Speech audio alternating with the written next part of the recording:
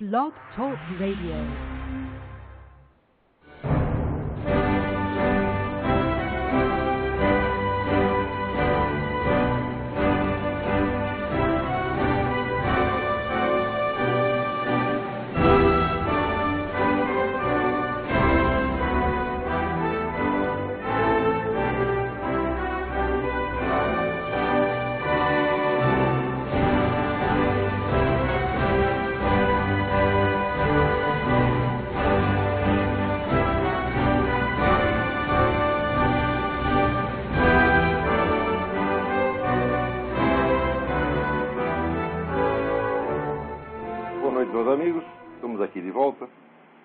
Sempre começamos esse programa invocando a Santíssima Virgem Maria, o Santo Padre Pio de Pietrelcina, para que roguem a Deus que nenhuma injustiça se cometa nesse programa. Eu queria lembrar vocês para dar uma olhadinha na nova sessão multimídia do Mídia Sem Máscara, onde, além de ter vários vídeos, alguns extremamente importantes para documentar as coisas que nós estamos falando, também você tem os links das notícias que são comentadas aqui no Throat Speak, tá certo? Então, porque o pessoal pergunta, mas qual é a fonte disso, qual é a fonte daquilo? Bom, agora não precisa perguntar mais, porque já está lá. Também queria lembrar que no próximo sábado, às 5 horas, como sempre, teremos aula mais uma aula do curso de Filosofia Online, na página www.seminariodefilosofia.org. Também uma outra novidade aqui, extremamente auspiciosa, o site www.lifesitenews.com, que é uma das melhores agências de notícias mantidas aqui por esse pessoal militante evangélico nos Estados Unidos, agora tem uma versão em português, chamada Notícias Pro Vida. Para pegar o endereço direitinho, vocês vão lá no site original, www.lifesitenews.com, e tem lá o endereço direitinho da página em português. Até onde eu vi, as notícias estão muito bem traduzidas. E vou começar aqui comentando uma notícia que saiu no Live Site News, que é um negócio de arrepiar os cabelos, mas é arrepiar os cabelos do saco, não é os da cabeça. É os da cabeça, mais os do saco, e quantos mais você tiver, entendeu? Aqueles caras que são muito peludos vão virar um verdadeiro porco espinho, né? Olha aqui, a administração Obama mandou um requerimento à Suprema Corte dos Estados Unidos, pedindo que a Arábia Saudita, o governo da Arábia Saudita, seja protegido nas investigações sobre o 11 de setembro. Quer dizer, embora haja evidência suficiente de que houve ajuda da Arábia Saudita aos terroristas, o Obama está pedindo que não se mexe na Arábia Saudita. Mas isso é uma coisa impressionante, porque isso aí já é distorcer completamente as investigações. Você não pode investigar a Arábia Saudita, ela foi colocada pelo presidente acima de qualquer suspeita. Quer dizer, o pessoal diz que o Obama, quando foi na Arábia Saudita, diz que ele fez uma genuflexão dentro do rei, né? Agora isso aí já passa, não é genuflexão, não é beijar a mão. Isso aí, minha gente, já é chupar pica, você está entendendo? É uma coisa assim, o sujeito está humilhando o país até o fim. É uma coisa absolutamente impressionante. Agora, veja você, da onde saiu Barack Obama? Todos os estudos dele foram financiados por um príncipe da Arábia Saudita. É a mesma coisa que dizer, o governo da Arábia Saudita, a família real da Arábia Saudita, financiou os estudos do sujeito, né? Também, 1 ou 2 semanas atrás, quando esteve aí o Benjamin Netanyahu, né, ele já avisou o cara lá de Israel que ele não só quer que haja lá um Estado palestino, mas ele vai entregar Jerusalém para o Estado palestino. Quer dizer, o que falta para concluir que esse sujeito é o seguinte, é um empregadinho da Arábia Saudita? Porra, essa é a coisa mais óbvia do mundo. Né? Nunca houve um caso de favorecimento assim ostensivo, assim escandaloso. O simples fato de ele ter recebido dinheiro da Arábia Saudita já o torna suspeito. O simples fato de ele ter recebido dinheiro, mesmo que ele não faça nada em troca. Mas ele usar o governo americano para oferecer essas molezas para a Arábia Saudita, até tornando imune a investigações de um crime hediondo que foi cometido contra esse país, é uma coisa incrível.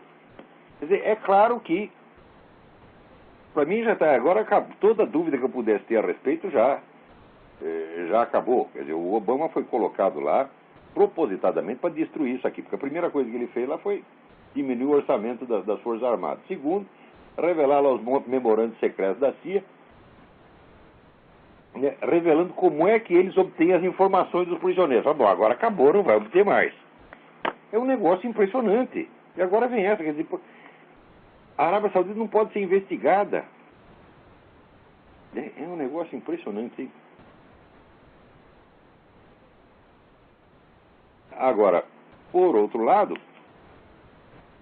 né, ele que era, ele não era o pai dos pobres, o pai dos pretos, está falando, bom, aqui o desemprego dos pretos já está 15%, já está, né? A média está 10%, entre os pretos está 15%. E mais ainda, a coisa mais linda aqui é que, onde tem desemprego nesse país? O desemprego nos estados governados pelos democratas é 20% a mais do que nos outros estados. Quer dizer, esse negócio de votar em Barack Obama é realmente pedir socorro para o bandido. Quer dizer, justamente o partido que está criando o desemprego vai pedir socorro para ele. Agora, é incrível que os mesmos caras que provocam essa situação, que estão destruindo a economia, a segurança nacional americana, estão destruindo tudo, eles aparecem como se fossem os salvadores da pátria e não os autores do crime. Agora, no Brasil, todo mundo acredita nisso, porque a mídia inteira diz isso aí, que a crise mostra a falência do capitalismo liberal. Né? Quer dizer, o que eles entendem por capitalismo liberal é um capitalismo sujeito aos poderes políticos que pressionam então os bancos a emprestar dinheiro para quem não pode pagar, faz isso durante 30 anos e daí vem a crise. Daí eles dizem, o capitalismo liberal não funciona. O capitalismo liberal não funciona porque ele deixa vocês à solta. Porque quem faz isso tinha que estar na cadeia.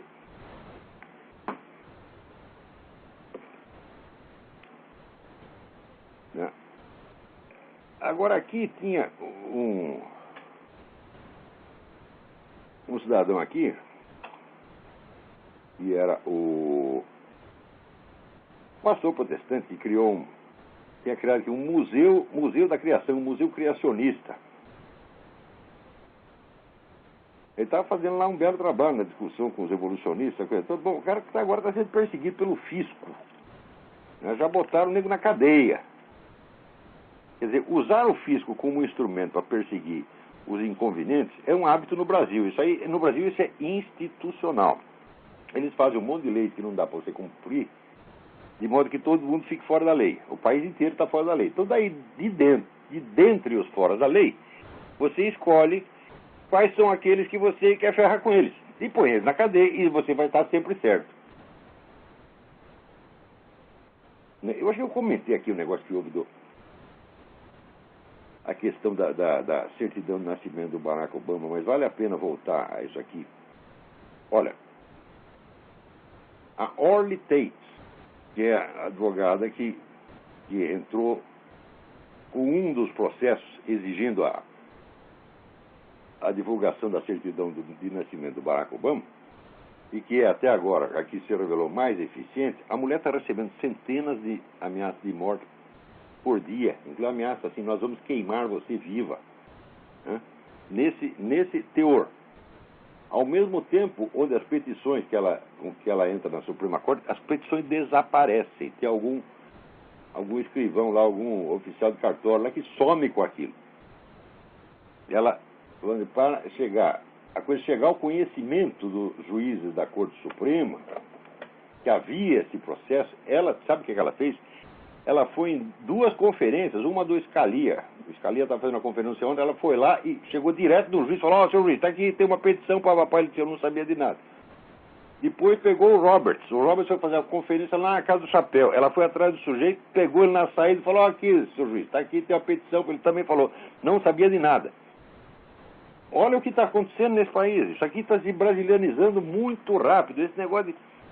Olha, eu sou uma vez de um ex-ministro, não vou dizer o nome porque eu não tenho prova disso aí, mas contato com um cara do cartório que ia lá um processo e a prova do processo era um cheque que estava anexado no processo, né?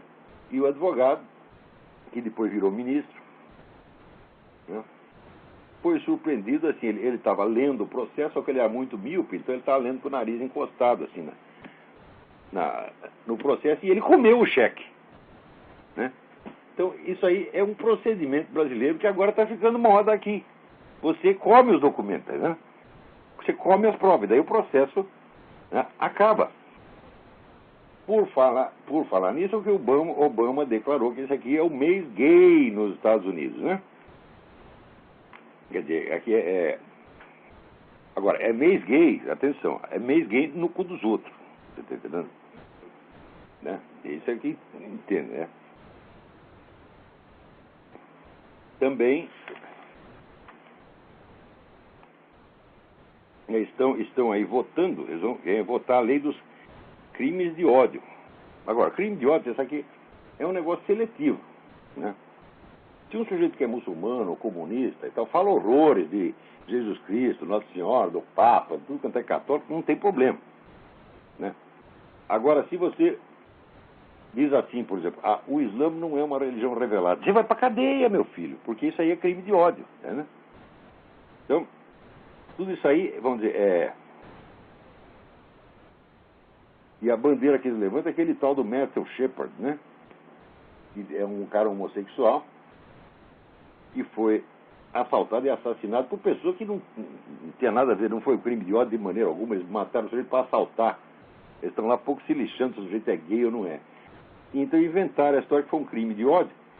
Olha, primeiro, não foi um crime de ódio, foi um crime por assalto, tá certo? Foi um assassinato por assalto, né? E segundo, os assaltantes estão todos na cadeia cumprindo pena. Quer dizer, qual foi a discriminação que o sujeito sofreu? Nada, né?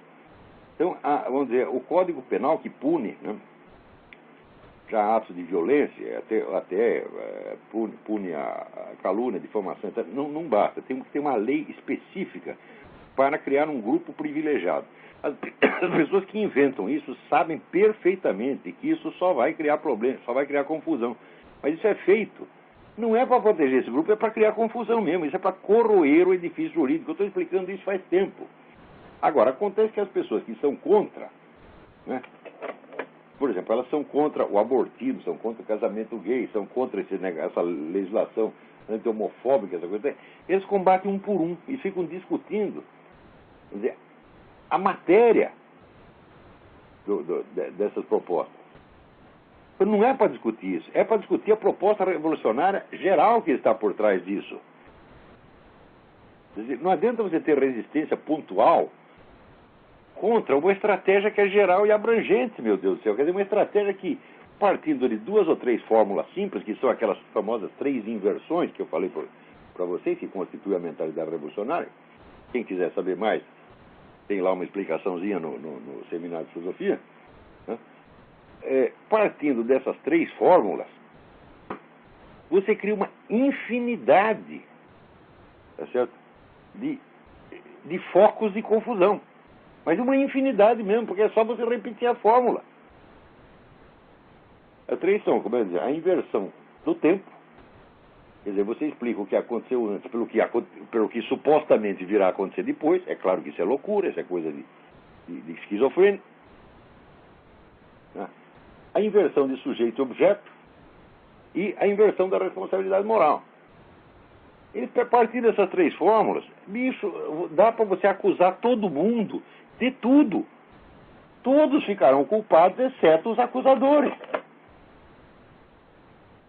Espera aí, tem alguém na linha, vamos atender. Alô, quem é? Professor, é André. Tudo bem, André? Eu vou fazer uma pergunta para o senhor, até na linha disso que o senhor está falando. Tem um livro aqui tô com ele aqui do Wegelin, que o Drama of Humanity, o cara pergunta para ele sobre a relação entre os gnósticos e ideologias, né, modernas. Sim. E ele fala que, isso é uma coisa que caiu na minha mão quando eu li um livro do von Balthasar, blá, blá, blá, mas depois a gente viu que tem muito mais outras coisas. Tem a tradição apocalíptica, neoplatônica, hermética, e tem a mágica. Ele fala na mágica. Ele diz que ele estava lendo um livro do Thorndike, da Universidade de Colômbia, que eram 8 volumes sobre a história da mágica, e que ele ainda não tinha tido tempo para digerir aquilo, e que ele achava que aquilo poderia ser importante no entendimento da gênese desse pensamento moderno, que ele considera um pensamento mágico, né? Que é uma operação de modificação da realidade. Eu queria saber, assim, se o senhor conhece essa obra desse autor aí. Sim, Thorndike, eu tenho essa coleção inteira, já li 20 anos atrás. Eu queria que o senhor pudesse falar um pouquinho sobre... importante. Lynn Thorndike, História da Magia e da Ciência Experimental. Eu vou desligar. Ele faz as duas coisas juntas, magia e ciência experimental, que no fundo são a mesma coisa. Já vou desligar, obrigado. Se Então, puder isso aí falar um pouquinho sobre isso. É importante. O Wegelin, ele lançou primeiramente aquela hipótese de que as ideologias revolucionárias de massa eram descendentes em linha direta do gnosticismo. Depois ele foi descobrindo que tinha outros elementos, e outros. Por exemplo, o negócio milenarista. E, bom, eu acho que a dificuldade, o problema que o Wegelin colocou é um dos mais difíceis da historiografia universal. E ele levou a coisa até um certo ponto, e a pesquisa dele ficou inconclusiva. Como ficou inconclusiva a famosa pesquisa do Max Weber sobre as relações entre religião e economia. O que importa não é ter chegado à conclusão, porque, como dizia São Tomás de Aquino, verdade é filho do tempo. Cada um tem que pôr um pedaço. A gente vai avançando o negócio, chega uma hora que a coisa fica clara. E eu acho que o Wegelin não conseguiu chegar a uma solução definitiva, porque, não digo definitiva, mas a uma solução que pelo menos aplacasse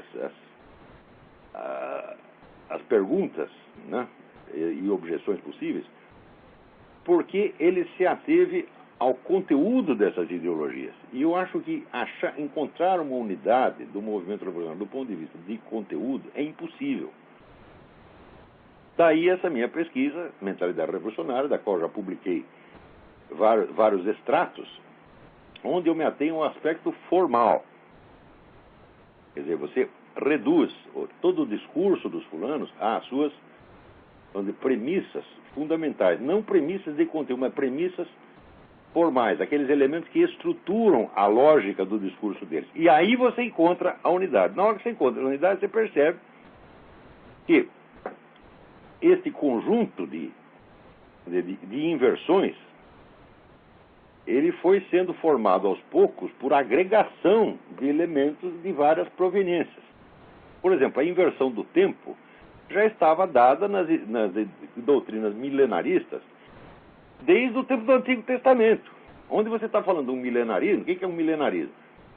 É a ideia de que, vamos dizer, de uma era de paz e justiça futura, que vai ser a culminação da história humana. Então, o sujeito parte do princípio de que ele já conhece o fim da história. E daí ele passa a analisar todo o restante da história a partir daquele futuro hipotético. E eu já expliquei para você que, eu não lembro se expliquei aqui ou se expliquei no seminário de filosofia. Vocês também me desculpem, porque eu falo para tantos públicos diferentes, que às vezes a gente pensa que falou uma coisa para um sujeito e falou para o outro. Isso já vinha me acontecendo. Como dava aula em 5 estados, né, eu às vezes chegava no Paraná e prosseguia a aula que eu tinha dado em Minas. Né? E o pessoal não sabia do que eu estava falando. Se acontecer, vocês me avisem, por favor. Eu não sei se falei aqui ou no seminário. Quando Jesus Cristo diz, não é para vocês saberem, né, a data do final dos tempos, ele diz uma coisa fundamental. Se você não sabe quando algo vai acontecer, você não sabe qual é o contexto histórico em que vai acontecer. E se você não sabe qual é o contexto histórico, você não sabe nada a respeito. Porque um fato qualquer, ele muda de significado, muda de relevância completamente se acontece em contextos diferentes. Então, no fim das contas, ele disse o seguinte, não é para vocês saberem nada a esse respeito. E, de fato, ninguém sabe nada. Tá certo? Então, viver na incerteza do fim faz parte da estrutura da realidade, faz parte da estrutura da condição humana. É isso que Jesus está ensinando para nós. Agora, se você não está aguentando a condição humana, você não está aguentando a incerteza, você inventa um negócio hipotético, um futuro hipotético, e passa a reinterpretar o presente e o passado à luz dele e acha que está sabendo tudo. Isso aí não foram os revolucionários que inventaram. Esse elemento já estava pronto nas doutrinas milenaristas. Veja que no cristianismo houve uma certa efusão de milenarismo nos primeiros séculos. Depois veio Santo Agostinho e botou fim naquele negócio. Mostrou que aquilo tudo era um absurdo. E daí, durante 1000 anos, não se falou mais disso. Quando passam 1000 anos do tempo de Agostinho, Agostinho é século IV. Quando chega lá pelo ano de 1400, quer dizer, 1000 anos sem falar essa besteira, o negócio começa a pipocar de novo. E começa a pipocar no momento em que a igreja entra em crise. Aquele negócio da transferência do papado para Avignon, né? A Roma ficou, né, sem autoridade. O pessoal chegou a ver. A cidade ficou não só sem autoridade papal, mas ficou sem autoridade nenhuma, virou um caos. Foi entregue para os bandidos, né? Então a igreja começa a fraquejar, e daí o que acontece? O pessoal tira do baú aquelas várias doutrinas milenaristas. Milenarismo é uma doença que aparece sempre que a situação engrossa, né? Por exemplo, os judeus sempre tinham doutrina milenarista antigamente, né? Já antes de Cristo. Quando eles foram expulsos da Espanha, começa a aparecer doutrina milenarista no meio do judeu para todo quanto é lugar. O sujeito está desesperado, ele começa a inventar que ele tem um futuro brilhante, tá entendendo? É compreensível isso aí.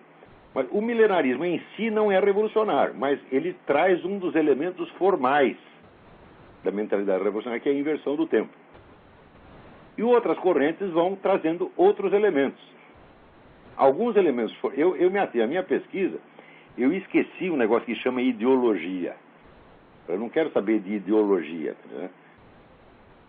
Por quê? Porque a variedade de ideologias revolucionárias é imensa. Então você não vai encontrar uma unidade do ponto de vista ideológico, né? Então, eu vou me ater aos elementos lógico-formais e aos elementos estratégicos. Por quê?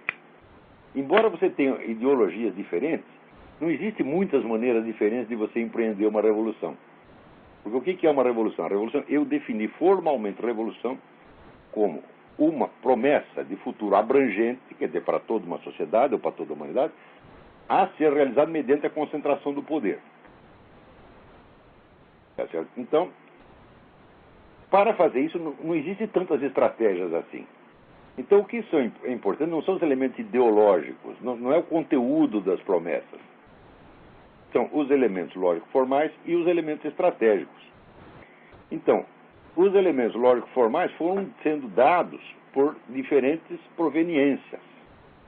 Tá certo? Por exemplo, quando aparece, vamos dizer, na Reforma Protestante aparece, sobretudo com o calvinismo, a ideia de que os agentes da transformação são pessoas santas, que elas não podem fazer o mal, entendeu?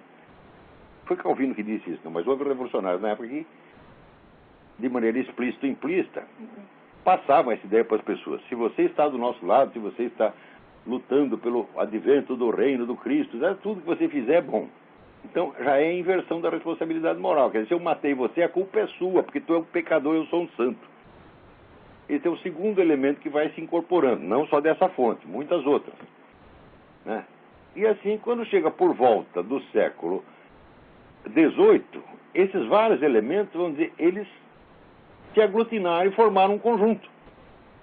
Então, na Revolução Francesa, você já vê todos esses elementos juntos, operando na prática, mas você não vê o quê? Você não vê uma teoria geral da Revolução. Essa teoria vai aparecer, então, dizer, com o Adam Weishaupt, o homem da Sociedade dos Illuminati. Esse já explica como é que é para fazer a Revolução, e depois com Karl Marx. Então, essa é a solução do problema. Certo? Eu já publiquei alguma coisa disso aí, né? Espero terminar logo o livro, mas mesmo que não saia do livro, a tese já está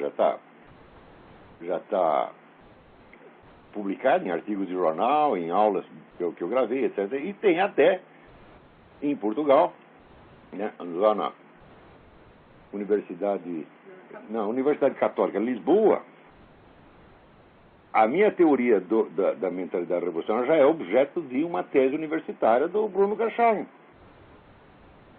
né?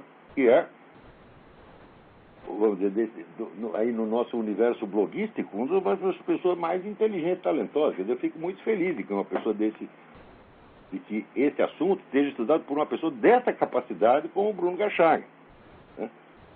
Então, vamos dizer, a minha teoria da mentalidade revolucionária já é uma coisa que ela já existe, embora não tenha sido publicada em livro.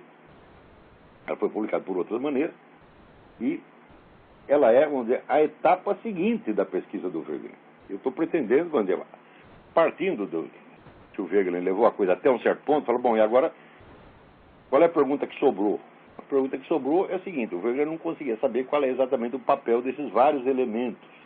Ele não conseguia articular esse, né? Ele se aprofundou no gnosticismo, né? Mas, no fim da vida, ele percebia que o negócio milenarista tinha um certo peso. Qual é o peso? E qual é a contribuição específica de cada um? Pois é exatamente isso que eu estou tentando responder, porque acontece que Wegelin morreu e nada mais disse, nem lhe foi perguntado, tá entendendo? Então a gente tem que pegar a bola e continuar. Espera aí, tem mais alguém na linha aí? Alô? Alô, Olavo? Eu? Alô, Olavo, tudo bom? Eu mesmo. Olavo, você falou que é o mês gay, aí eu lembrei um negócio que não tem a ver, só por nome. Você conhece um historiador chamado Peter Gay, e o que tem a dizer sobre ele? Isso, o Peter Gay não é gay. Claro, só pelo nome, eu lembrei. Eu estava com essa pergunta já faz tempo e resolvi fazer. O que o senhor pode dizer a respeito desse historiador? Olha, é um homem altamente competente, mas em certos pontos não muito confiável, porque ele, por exemplo, ele tem aquela idealização do iluminismo, né?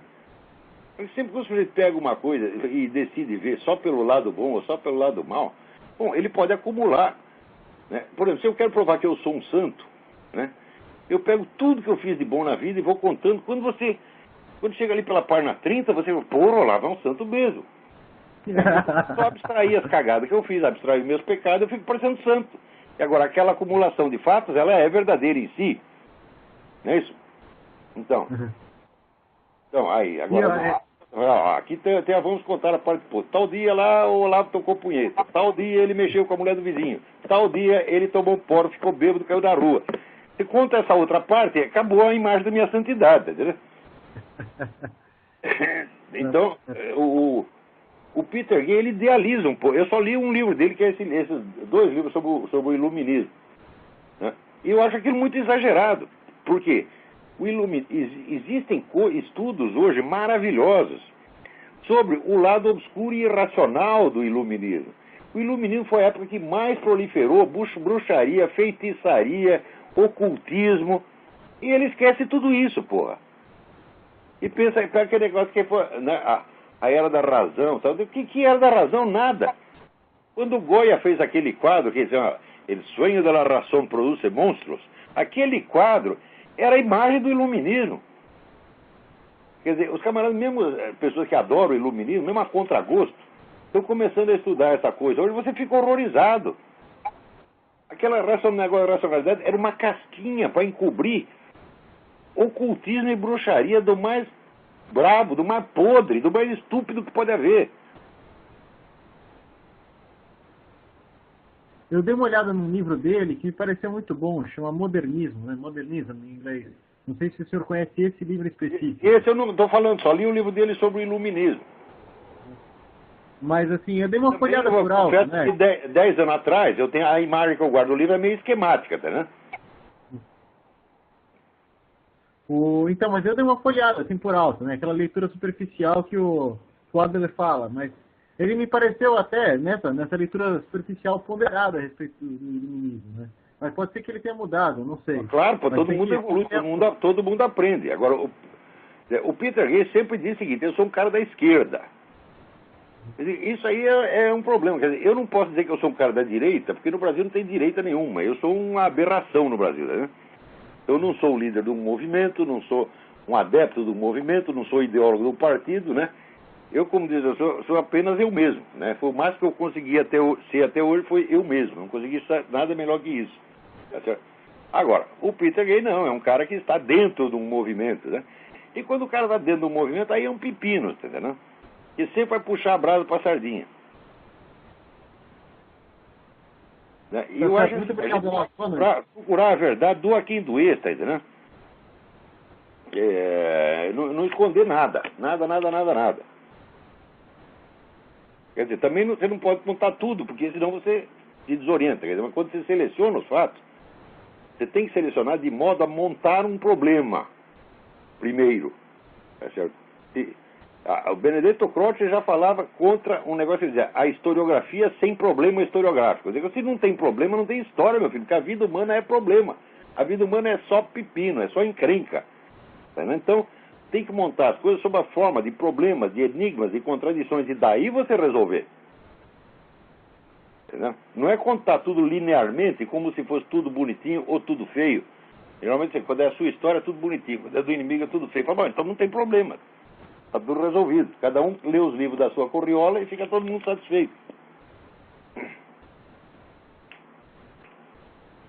Alô? Quem é?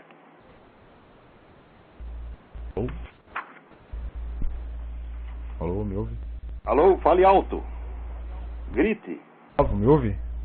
Sim. Me ouve? Deixa eu aumentar Alô? um pouco o volume aqui, só um minuto. Fale alto. Alô, tudo bem? Tudo bem? Quem é? Sou Antônio de São Paulo. Antônio de São Paulo. Tudo bem? Isso, eu cheguei um pouco atrasado, eu gostaria de fazer uma sua opinião, lógico, relacionado ao primeiro passo que você tocou, sobre essa questão de gaysismo e tudo mais, é uma... Peraí, não ouvi. Pela filha e pela pátria. Questão do quê? É sobre a primeira questão levantada do senhor, gaysismo. Sim. Todo esse... se possível, uma divulgação de um pequeno manifesto que em São Paulo é permitido? O senhor me dá permissão para isso? Olha, esse negócio de gaysismo, assim, por que só existe movimento gay onde não existe perseguição aos gays? Perseguição ao gay existe em todo o mundo islâmico, existe em Cuba, existe na China, e lá não tem movimento gay nenhum. Aí os caras vão fazer movimento gay em Nova York, e na Califórnia, onde todo mundo é gay e só puxa o saco deles. Então esse movimento é uma farsa, isso é uma palhaçada, isso é luta pelo poder e dinheiro. Esse negócio é para comedeira de dinheiro e ambição de poder e só. Isso é tudo uma farsa. Agora você vê no Brasil, esta semana, teve aí um palhaço, um charlatão, vigarista, que publicou um tal de não sei que, Wertheim, que publicou aqui um artigo, né? Você sabe que está aqui? Não. Publicou um artigo na Folha, dizendo o seguinte: olha aqui a prova de que existe discriminação anti-gay no Brasil. Nós fizemos uma pesquisa e 63%, entre estudantes, 63% disseram que já viram atos de discriminação. Quer dizer, isso aqui já virou, isso é charlatanismo institucionalizado. Foi a mesma coisa que a revista Isto É uma vez fez uma pesquisa dizendo aqui a prova definitiva de que existe racismo no Brasil. Nós consultamos as pessoas e 80% diz que existe racismo no Brasil. O que quer dizer, o que passa a ser o que é pesquisa de opinião passa a ser alegado como prova de um fato. Quer dizer que se 70% das pessoas acreditam em duende, quer dizer que existe duende, porra. Isso aí é um atentado. É a base da manipulação. Isso aí no Brasil já virou, aqui também já virou institucionalizado. Então esse Wertheim que escreveu na Folha, isso eu não lembro o primeiro nome dele. Tu é um charlatão, tu é um vigarista. Diz que é sociólogo caralho, meu filho. Você confundiu a pesquisa de opinião com prova de um fato. E o primeiro, essas pessoas, 63% que dizem que viram atos de discriminação, não, elas viram atos que elas interpretaram como de discriminação. Então aí já é a opinião da opinião. Isso não prova fato nenhum. Agora, você dizer que isso prova um fato, isso assim, é uma coisa tão elementar no método científico, tão elementar, que o sujeito que faz isso deveria ter os seus títulos universitários revogados na mesma hora. Tu não é doutor, tu não é mestre, não é coisa nenhuma, tu é um semanalfabeto, Wertheim. É assim. Essa tem sido a base de toda a manipulação. Pesquisa. Essa tem sido a base de toda a manipulação aqui, manipulação de pesquisa, mídia e tudo mais. Agora, veja, o que eles fazem com os gays em Cuba? O sujeito Primeiro, gay vai preso, o sujeito aparece com viadagem, Cuba vai pra cana. Se pegar AIDS, eles te isolam pro resto da sua vida. Tá certo? Tu vai lá pro isolamento e nunca mais sai. Isso é um tratamento cruel e desumano. Era contra isso que tinha que ter passeado o dia inteiro. Tinha que ter passeado dentro da embaixada de Cuba, tá certo? Chamando os caras de filha da puta pra baixo. Tá certo? Criminoso, assassino. Isso tem que fazer. Agora, veja, isso aí eles não fazem movimento. Outro dia fizeram pela primeira vez e esboçaram um tímido protestinho. Pela primeira vez depois de 40 anos de encher o saco. Né? E diz, eu fui discriminado. E a contra-comunista não pode, né? O padre disse que é pecado o que eu estou fazendo. Então tem que botar o padre na cadeia. Agora, os caras que matam homossexuais, não, isso aí pode. Que merda é essa, porra? E depois não quer que eu diga palavrão. Discutir educadamente uma coisa dessa. Eu sei que eu estou lidando com vigarista, com charlatão, com comedor de dinheiro público. Qualquer pessoa, olha, qualquer sujeito que escreva essas coisas está facilitando roubalheira, porra. Então, para concluir, você falar que, bom, durante o ano nós temos aí passeatas gays, maconha, e uma coisa que está sendo muito esquecida, principalmente pela juventude aqui no Brasil, é valores familiares. Como você tem sido nosso professor, ensinando muita coisa, principalmente para mim, existem sim, aqui no Brasil, focos de resistência. Claro que existe. Chamado Resistência Nacionalista. Resistência Nacionalista, já diz tudo, é um grupo de direita que tenta... São grupos isolados. Exatamente, são grupos isolados e grupos recriminados. Você está entendendo? Então, isso não adianta. Tem que ter um diagnóstico geral do problema e tem que ter uma estratégia geral. E esses vários grupos, eles continuam batendo naqueles pontos em particular, mas desde uma perspectiva geral, que é como faz o pessoal da esquerda. Eles também lutam por pontos específicos, mas eles estão articulados entre si, porque eles têm uma estratégia geral. Então, enquanto esse pessoal tem humildade... É o que falta. Humildade, para ouvir o que eu estou falando, porque, olha, é o seguinte, aí aparece o sujeito que assim, é filho de banqueiro, é deputado, é seu doutor, e eles acham que sabem alguma coisa, não sabem nada. Eu passei minha vida estudando isso, esse pessoal ouvindo humildemente. Todos esses deputadinhos, esses presidentes das associações, então, tinha que estar lá, ô professor, o que é para fazer? O dia que eles fizerem isso, eu vou ensinar para eles e vai dar certo. Agora, não querem ouvir, porra, são um bando de idiota. É gente que nunca estudou o assunto e que não respeita o parecer de quem estuda o assunto há mais de 40 anos, porra. Quer dizer, tem garoto aí, o sujeito acabou de chegar, ouviu falar, por exemplo, de Eric Wegener, ele vai lá dar uma lambida no Eric Wegener e sai cagando regra. É horrível isso aí. Você tá entendendo? Olha, um dos motivos por a esquerda sempre respeitou os seus estudiosos, os seus intelectuais, que são os caras especializados. Sempre respeitou e sempre ouviu o que eles estão falando. Não é homenagem da boca para fora, não. Eles, quando pegam um cara que estuda o negócio, eles ouvem com muita atenção e fazem o que o sujeito está dizendo. Agora, o pessoal da direita, não. É, como dizer, muito chefe e pouco índio, porra. Não é que eu quero ser chefe de nada, não quero liderar merda nenhuma, mas eu quero fazer exatamente o que eu estou fazendo, eu quero ensinar. Agora, os caras não querem aprender, eles querem fazer de conta que sabem. É por isso que dá essa merda. Eu acho que essa é a base de tudo. Todo mundo quer ser chefe. Ninguém quer aprender, ninguém quer dar o braço a torcer.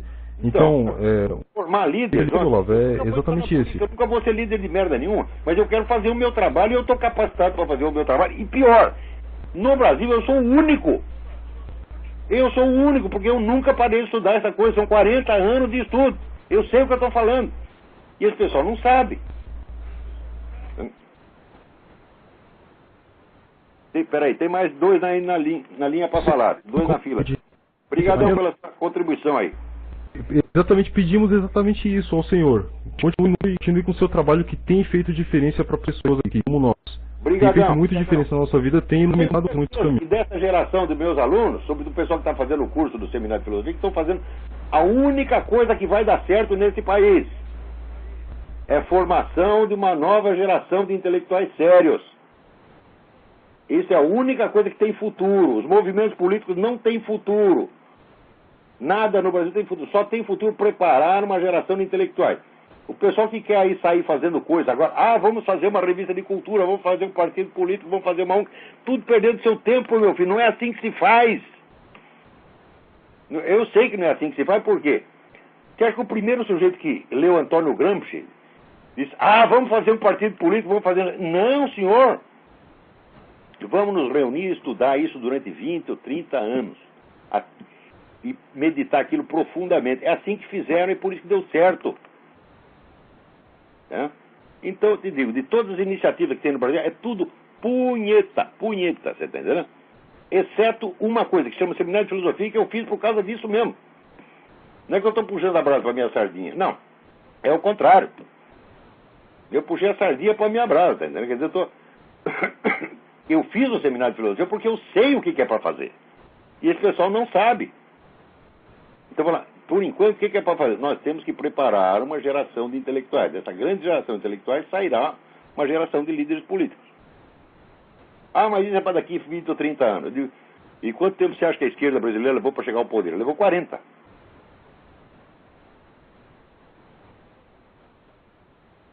Então, alô, quem está na linha aí? Alô, Olavo? Sim, quem é? Alô? Aqui é o Eduardo Paiva do Rio de Janeiro, tudo bem?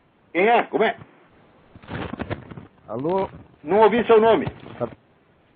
Aqui é Eduardo do Rio de Janeiro, tudo bem? Pedro, tudo bem? Tudo bem. Olha só, eu queria perguntar duas coisas sobre o que você falou no último programa. Você falou que a propriedade privada não pode ser um princípio, né? Você explicou isso, eu entendi. Agora eu te pergunto, e o direito à propriedade, ele pode ser um princípio? Não. O direito de propriedade, ele deriva dos princípios gerais do direito. Você tem que ter primeiro os princípios gerais. Quer dizer, a própria definição do que é justiça, do que é direito, do que é ordem, etc. Eles são definições de alcance muito maior, porque são definições formais. Só partindo dessas definições formais é que você vai poder, depois, encontrar regras que se apliquem a situações materiais específicas. Você não pode... Nenhum princípio pode ser de ordem totalmente material, nenhum princípio pode ser derivado dos fatos. Mas aí, no caso, seria o direito, né? O direito é que a própria noção de direito. A própria noção, a noção de direito está acima da noção de propriedade, por quê? Porque ele a determina. Se você diz que a propriedade é um direito, primeiro você tem que entender o que é um direito.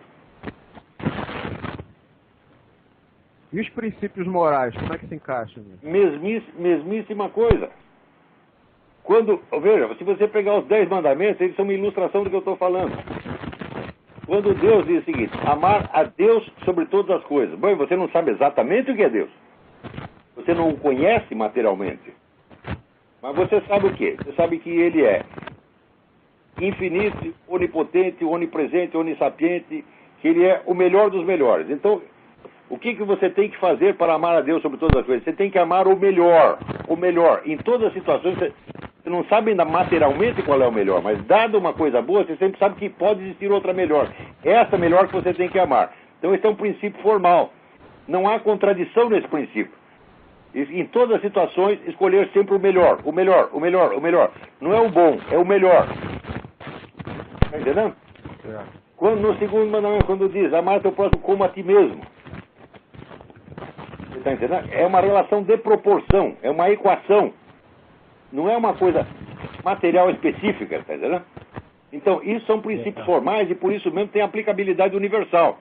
A liberdade não é um princípio formal, a propriedade não é um princípio formal. É uma regra prática que se aplica ao domínio dos fatos. O domínio dos fatos é infinitamente variado e depende de milhões de situações diferentes. Então, nenhuma dessas regras pode ser elevada a um princípio universal, porque sempre vai levar à contradição. Se você pega a propriedade como direito absoluto, tá certo? Não há prova de que o feto que está na barriga da mãe não seja a propriedade dela. Não. Você tem que definir o que é. É impossível definir o que é propriedade, tá certo? O que é propriedade e o que não é, sem discussões intermináveis. Então, não é um princípio autoexplicativo. Está compreendendo? Certo, mas é uma coisa enormemente complexa. Certo, isso foi explicado no último programa, mas o direito à propriedade já não seria um princípio em si? Não, porque o direito à propriedade é uma aplicação da noção geral dos direitos. E, além disso, a propriedade não se autodefine. A propriedade é uma coisa cuja própria definição depende de outras variáveis, depende de variáveis de ordem sociológica, histórica, etc, etc. Por exemplo, quem tem o direito à propriedade? Né? A noção de propriedade não esclarece isso.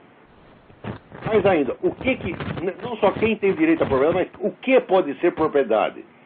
Porque o ser humano pode ser propriedade de outro. Durante séculos você admitiu que podia. Os donos de escravos tinham propriedade. Então você vê como é problemática a noção de propriedade. Está entendendo? Ela não é uma coisa simples como o princípio de identidade, como o primeiro mandamento, ou como os princípios do direito. Você falar o direito à propriedade, tá bom. Também não resolveu nada, porque você ainda vai ter que definir o que é propriedade e quais são os limites desse direito. Existem limites à aplicação do princípio de identidade? Não.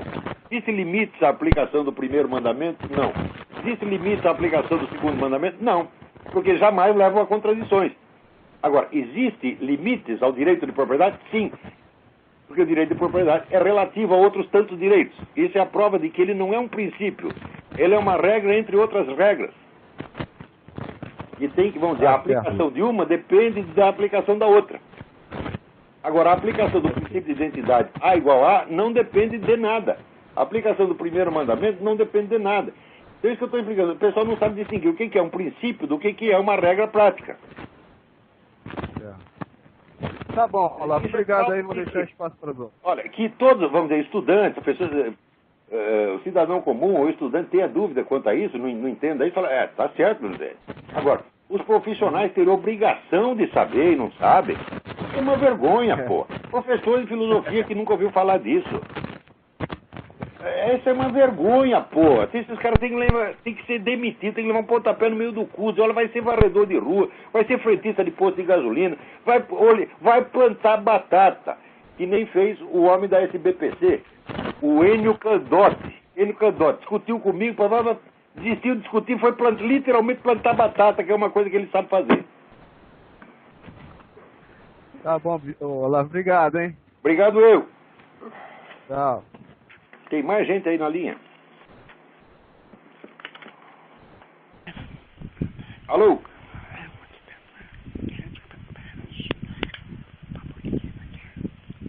Alô? Já que não está falando nada, vou comentar aqui, ó. O Luiz Santos Júnior me escreve um e-mail dizendo que leu um negócio, o livro Vida e Pensamento de Karl Marx, da tal de Morgana Gomes, em que ela diz que Albert Einstein foi perseguido por Joseph McCarthy. Olha, meu saco, aí tem que chamar o Alborguete com aquele porrete dele. Porque Albert Einstein foi perseguido por Joseph McCarthy. Eu vou dar uma resposta educada pra você, Morgana Gomes. O caralho. Tá? O comitê McCarthy só interrogava funcionário público. Tá? Albert Einstein não era funcionário público, mesmo porque era estrangeiro. Tem gente que acredita que até o McCarthy perseguiu a turma do cinema. Digo, não passou jamais um ator ou diretor de cinema pelo comitê McCarthy. Nunca. Passou por um comitê da Câmara dos Representantes que não tinha nada a ver com o McCarthy, que foi antes do McCarthy. Quando McCarthy, o comitê do Senado só interrogava o funcionário público. E mais ainda, todos aqueles que ele acusou, hoje sabem que ele era um agente comunista mesmo, porra. Agora, Albert Einstein, puta que pariu. Puta, olha, haja saco com essa gente. Quer dizer, o direito ao charlatanismo no Brasil é ilimitado. O charlatanismo é mais que um direito, é uma obrigação. Aqui, outro e-mail. Rafael Dalanese, quero trocar as ideias sobre Wilhelm Flusser. Olha, isso é muito interessante. O Flusser é um grande pensador. Viu umas ideias extremamente interessantes que ele desenvolveu durante anos. Ele tinha uma coluna no Estadão. Cada semana era uma fagulha de gênio que aparecia ali. No entanto, eu não sou um grande estudioso do Wilhelm Flusser, né? E eu, a rigor, só li alguns artigos dele e mais aquele livro sobre a dúvida. Aqui, inclusive, eu cito ali no meu estudo sobre Descartes e a Psicologia da Dúvida, eu felicito esse trabalho dele, que aborda o assunto desde uma perspectiva completamente diferente da minha. Mas, de qualquer modo, discute. Eu não estou habilitado. Olha, Rafael, se você for trocar umas ideias sobre Vila Frússia comigo, você vai sair perdendo na troca, porque de certo você tem muito mais e melhores ideias sobre o Frússia do que eu. Se você quiser me ensinar alguma coisa, eu agradeço. Vamos ver o que mais nós. Aqui, o Ricardo Maia pergunta: eu gostaria de saber quando teria a oportunidade de vê-lo no Brasil transmitindo seus conhecimentos. Eu estou aqui como correspondente e o visto de correspondente, o visto de jornalista nos Estados Unidos não me permite sair do país sem ter que fazer toda a papelada, todo o requerimento de novo, que leva 6 meses. Então está difícil ir para o Brasil agora, né? Está muito difícil. Mas, justamente por isso que eu criei o Seminário de Filosofia, criei essas conferências online e tal. E hoje nos permite chegar a qualquer parte do planeta. Então, obrigado pelo seu interesse, mas está realmente difícil. Aqui, o Fernando Pavlov, ele discorda quando diz que ninguém foi preso no Brasil por atividade jornalística. Eu não foi mesmo, Fernando, não foi mesmo. Quando você mas foi preso fulano, foi preso fulano. Puta, você tem ideia de quais eram as conexões dessas pessoas todas com movimentos terroristas organizados na época? Você não tem. Eu sei por quê, porque eu estava lá. Entendeu? Então não é porque o sujeito escreveu um artiguinho. Nunca era isso. Quando aconteceu isso, por exemplo, o pessoal do Pasquim, né?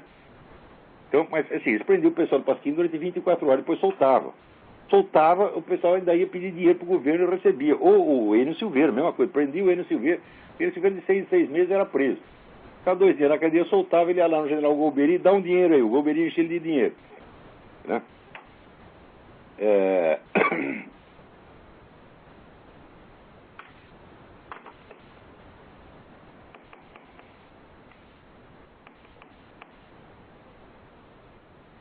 Sustento minha admiração e respeito, mas não sou como uma grande massa de seus ouvintes que confunde admiração com devoção religiosa. Isso é outra besteira brasileira. Ó, Fernando, aqui, para com isso. Para com isso. No Brasil, qualquer pessoa que você admira, leva a sério, é idolatria, idolatria. No Brasil é proibido admirar. Olha, a admiração que esse pessoal todo tem por mim é zero perto da admiração que eu tenho. Por exemplo, por, sei lá, grande escritor, Jorge Bernanos, certo? Eu jamais permitiria que se falasse mal do cara. No Brasil, quando você admira, sempre tem que falar um pouco de mal, para não dizer que é idolatria. Por quê? Porque o brasileiro, cada um quer fingir que eu tenho meu pensamento independente, tá certo? Não sigo a ninguém. Isso é uma farsa, é uma farsa. Eu sei o que é um pensamento independente. Esse pensamento independente custa uma vida de esforço. Para você conseguir ter uma ideia sua realmente fundamentada, são 30 anos, Fernando. Agora no Brasil todo mundo finge. E para fingir, ele tem que fingir que ele não admira muito. Aí eu admiro, mas com restrições. Isso é uma frescura, uma viadagem. Não me veio com essa conversa. Para. Você é um sujeito bom, conheço, você já escreveu várias cartas boas aqui. Para com isso, Fernando. Acho que é o mansar suas opiniões com passionalismo, caralho. Você está confundindo, tá certo? ênfase verbal, você está confundindo a linguagem com a motivação. Quer dizer que se eu mando um sujeito tomar no cu, então é por passionalismo? Ah, mas o que é isso, porra? Quer dizer, você não é capaz de compreender a minha psicologia. Você não tem idade, não tem experiência, não tem conhecimento suficiente para compreender as minhas motivações. Eu não faço nada por passionalismo. Nada, nada, nada, nada, nada. Minha mulher que me conhece, que estamos casados há 25 anos, me conhece há 30, ela sabe perfeitamente disso.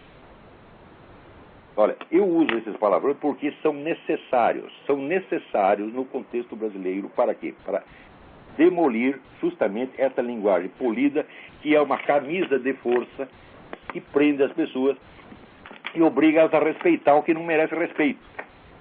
Então, às vezes, quando você discorda de um sujeito, mas você discorda respeitosamente, você está dando força, mais força para ele do que se concordasse. Porque você está indo contra a ideia dele, mas você está reforçando a autoridade dele. A autoridade e a respeitabilidade. Quando o problema dessas pessoas, desses bandidos que eu estou falando, não é as ideias, é justamente o fato de que são canalhas, são bandidos, são ladrões. Então, vamos dizer, a ética brasileira, hoje a moral brasileira, é feita de uma série de confusões, tá certo? E de atitudes totalmente falsas, como essa, por exemplo, né? Cada um diz, eu admiro muito o senhor, mas não sou... Isso que você diz, todo mundo diz. Eu admiro o senhor, mas eu não sou como esses seus devotos fanáticos. Todos dizem isso. Todos. Não tem um que não diga exatamente a mesma coisa. Então eu pergunto, do que vocês estão falando, gente? Vocês estão se iludindo. Vocês estão se iludindo. Vocês não sabem o que é admiração. Vocês não têm a menor ideia de como é que é isso aí. Porque isso não faz parte da... Admirar não faz parte da cultura brasileira. O pessoal não sabe o que é isto. Olha, o Thomas Mann, uma vez entrevistado no rádio, pediram a ele um conselho, que desse um conselho à juventude. E ele disse, jamais percam o sentimento de veneração. Isto é fundamental. E vocês não têm isto. Os meus admiradores não têm isto. Não têm o verdadeiro respeito, que é a noção de objetividade. Tanto que todos fazem questão de dizer, admiro o seu, mas não admiro que nem os seus fanáticos. Por que que... Isso é inveja. É? O brasileiro não pode gostar de uma coisa sem falar mal dos outros que também gostam. Porque quer mostrar que ele é diferente, que ele é independente. Para quê? Que vaidade é esta? Eu nunca disse, olha, eu admiro o Voegelin, mas não sou como aquele cordão de puxa-saco. Eu não tenho nenhum problema se eu dizer, ele tem veneração pelo Voegelin? Tenho. Tem veneração pelo Voegelin, tem veneração por São Tomás de Aquino, tem veneração por Aristóteles. Isso não quer dizer que eu acho que cada linha que eles falam está certo. Não é esse o problema.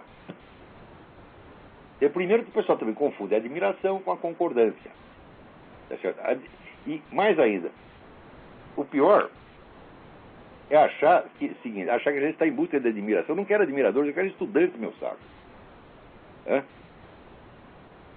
Um admirador é apenas um membro do público. Agora, um estudante é alguém que tem uma fidelidade e uma veneração. E que vai estudar cada linha que você falou. Tá certo? Mais tarde, ele pode discordar de tudo, não tem nenhum problema. Não tem realmente nenhum problema. Então, veja, Aristóteles discordou de Platão numa série de coisas. Mas ele diz o seguinte, Platão é tão grande, tão grande, tão grande, que o homem mau não tem sequer o direito de elogiá-lo. Ou seja, para você chegar a conquistar o direito de elogiar Platão, você já tinha que ser um homem decente. Veja a dimensão da veneração que ele tinha pelo mestre do qual ele discordou num monte de coisa. Eu nunca vi brasileiro ter esse sentimento. O brasileiro tem aquela admiração exterior que já quer mostrar que não admira tanto para não ser chamado de fanático. Quer dizer, você está ligando mais para a opinião de quem pode falar mal de você. Você tem, tenho medo de admirar lá porque a pessoa fala mal de mim. Então já começa a dizer, olha, eu admiro, mas não tropo. Só que não é você que diz isso, Fernando. São todos que dizem isso. Então, examina o que você está fazendo. Eu sei que você é boa pessoa, tá certo? Eu gosto muito de você, já mandou cartas ótimas, mas para com esse negócio.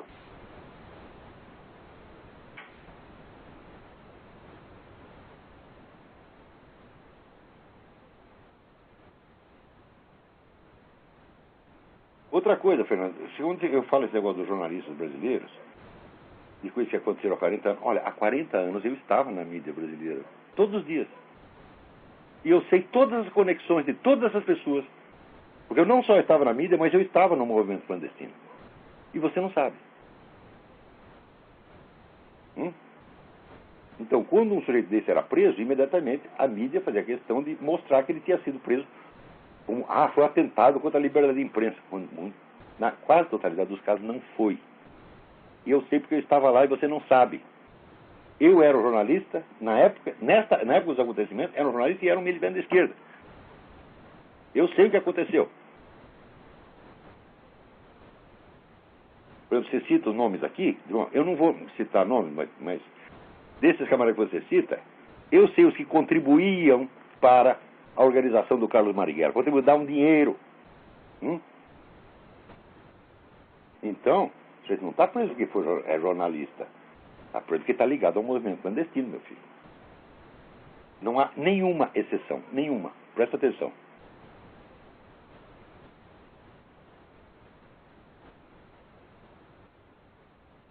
Outra coisa, também não confunda impaciência com raiva.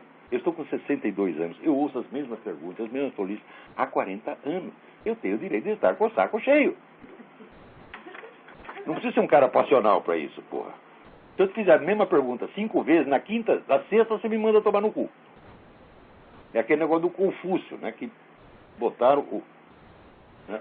O Lula morreu, foi pro céu, e daí São Pedro falou, onde é que eu vou colocar esse sujeito? Aí botou lá entre os... Falou, vou botar entre os sábios para ver se ele aprende alguma coisa. Então, lá estava ele conversando com Confúcio, né? Então, daí o Confúcio disse, olha aqui, meu filho, pela milésima vez, né? Epístolas não são as mulheres dos apóstolos, e pela 2.000ª vez, Pafúncio é a puta que eu pariu. É mais ou menos isso. Então, não me leva mal, Fernando, eu gosto muito de você. Até para falar com você, que eu sei que eu gosto, eu falo assim, pô, é estilo. Acabou o nosso tempo aqui, então, pô, vai ficar tudo para a semana que vem. Muito obrigado a todos.